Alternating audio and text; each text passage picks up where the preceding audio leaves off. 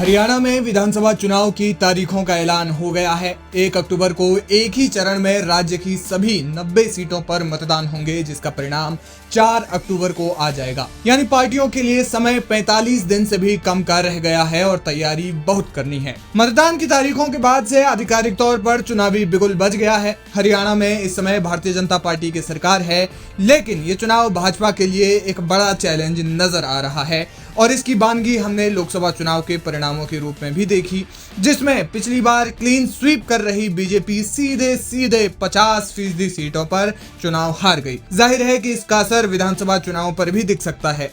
ऐसे में ये जानना जरूरी है कि हरियाणा में विधानसभा चुनाव कैसा रहने वाला है और इस पर सर्वे क्या कहते हैं।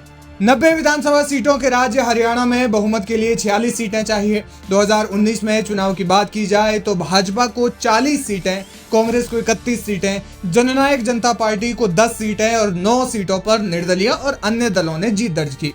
बीजेपी ने जेजेपी के सहयोग से राज्य में सरकार बनाई। हालांकि लोकसभा चुनाव से ठीक पहले जेजेपी में बगावत के कारण पार्टी के कई विधायक भाजपा के साथ मिल गए। 2024 के चुनाव का अनुमान लगाया जाए तो राज्य में इस बार भी किसी पार्टी को स्पष्ट बहुमत नहीं मिलता दिख रहा है। इस बार भाजपा के नेतृत्व वाले गठबंधन को 37 से 42 सीटें मिलने का अनुमान है, तो वहीं कांग्रेस को 33 से 38 सीटें जीतने का अनुमान लगाया जा रहा है। वहीं जेजेपी करीब 3 से 8 सीटों पर जीत सकती है और अन्य के खाते में 7 से 12 सीटें जा सकती हैं। यानी किसी भी पार्टी को पूर्ण बहुमत मिलता नहीं दिख रहा है।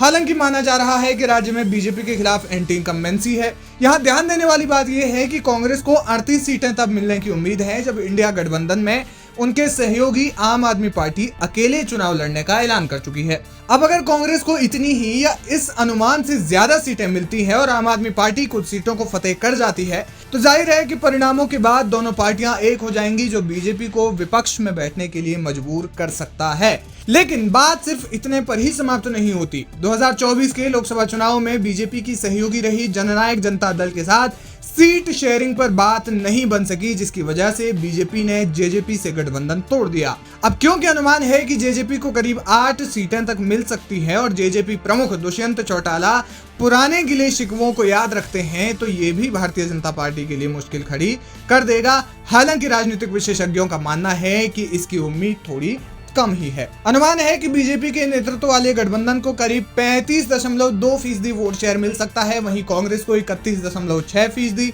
जेजेपी को 12.4% और अन्य को 20.8% मत मिलने का अनुमान है। 20.8% वोट शेयर आ सकता है। इसके अलावा 38% लोगों का कहना है कि चुनाव में जाट बनाम गैर जाट का मुद्दा भी रहेगा। वहीं 43% लोगों ने इस पर ना में जवाब दिया और 19% लोग हाँ ना के बीच में रहे। नए मुख्यमंत्री बने नायब सिंह सैनी राज्य में 40% लोगों की पसंद है। वहीं 24% लोग उन्हें पसंद नहीं करते, 21% लोग उन्हें औसत रेटिंग देते हैं और 15% लोग उनके काम को लेकर बहुत ज्यादा प्रभावित नहीं है। हरियाणा का चुनाव देश के विभिन्न राज्यों में होने वाले चुनावों की स्थिति तय कर सकता है। अब 4 अक्टूबर को ही पता चलेगा कि राज्य में किसकी सरकार बन रही है। पूर्ण बहुमत किसी एक पार्टी को मिलेगा या फिर किसी गठबंधन को।